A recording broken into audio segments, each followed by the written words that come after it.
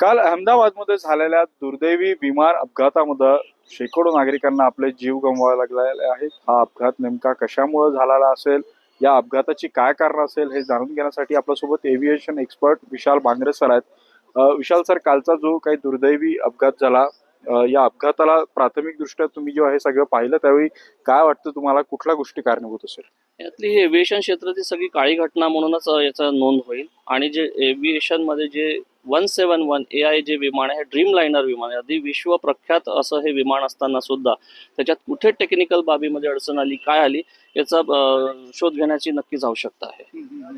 पण या विमानाचा या आधीचा असा रेकॉर्ड राहिलेला आहे का की या विमानांचे असे अपघात झालेले, आणि तर जर ते झालं असेल तर त्या दुरुस्ती आतापर्यंत झालेल्या आहेत का त्या? नाही, हे विमान जे आहे प्रथम दृष्ट्या हे पहिलं एवढी मोठी घटना घडलेली आहे. AI-17 बोईंग जे आहे, बोईंग ड्रीम लायनर विमान म्हणूनच प्रख्यात आहे.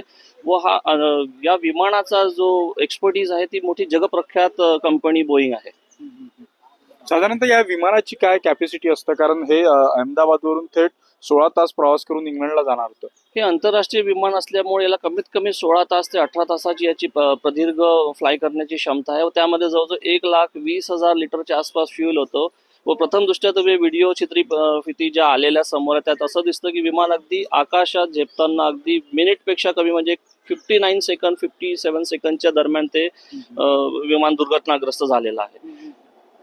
सर, तुम्ही ज्यावेळी हे सगळे व्हिडिओ पाहिले त्यावेळी नेमकं काय घडलं असावं, आणि कशामुळे हे विमान आकाशात झेपावत असताना खाली आलेलं असेल? प्राथमिक दृष्ट्या बघता त्याला जो काही टेक ऑफ एक रोल लागतो तो प्रॉपर रोल त्या रनवेवर झालेला दिसतो आहे. पण आकाशात झेपायला जे इंजनला एक थ्रस्ट आणि जो पॉवर आवश्यक असतो, कारण की त्यामध्ये एवढं फ्युल कॅपॅसिटी, त्यानंतर पॅसेंजर, त्यानंतर कार्गो वेट आणि इतर पर्यावरण दृष्ट्या तिथे त्यावेळेस 43चं टेम्परेचर त्यावेळेस निदर्शनास येतं. ह्या सगळं प्राथमिक दृष्ट्या पायलट त्याची दक्षता घेऊनच त्याला विमानाला थ्रस्ट देत असतो. पण तो थ्रस्ट जो मिळायला पाहिजे तो मिळत नाही असं व्हिडिओवरून दिसण्यात येत आहे. असं देखील बोललं जातं की ज्यावेळी हा सगळा अपघाताची चुणूक जी आहे ते पायलटला लागली होती त्यावेळी त्यांनी मेसेज देखील कन्वे केले होते.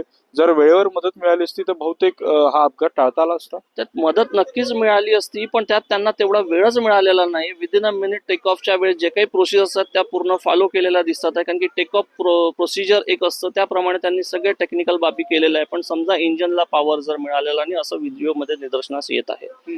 आणि जे विमान दुर्घटनाग्रस्त झालेलं आहे एका बिल्डिंगवर, त्या इमारती परिसरात पडलेलं आहे. त्याच्यामुळे त्यांना जे ग्राउंड जरी मिळालं असतं तरी त्याच्यातली जी प्राणहानी झालेली ती कमी होऊ शकली असती. समजा पाणी मिळालं असतं किंवा ग्राउंड मिळालं असतं किंवा एक प्रॉपर त्याला हाईट गेन जर त्यांनी केलं असतं विमानाने, तर प्राथमिकदृष्ट्या जर त्याला हाईट गेन जर झाल्यानंतर जर ती काही घटनाक्रमचा जो काही कालावधी होता तो वाढल्यामुळे पायलटला ती वाचवण्याची पण संभावना नाकारता येत नाही. सर, असं देखील बोललं जातंय की विमानाला आणखी थोडा वेळ मिळाला असता तर समोर साबरमती नदी होती, त्या नदीत लँडिंग करता आलं असतं. असं तांत्रिकदृष्ट्या खरंच शक्य होतं का? असं शक्य होतं, कारण की तुम्ही US ला बघा, हडसन नदीवर यापूर्वी पण असे इमर्जन्सी लँडिंग झाले, त्यातले पूर्ण प्रवासी बचावलेले आहे.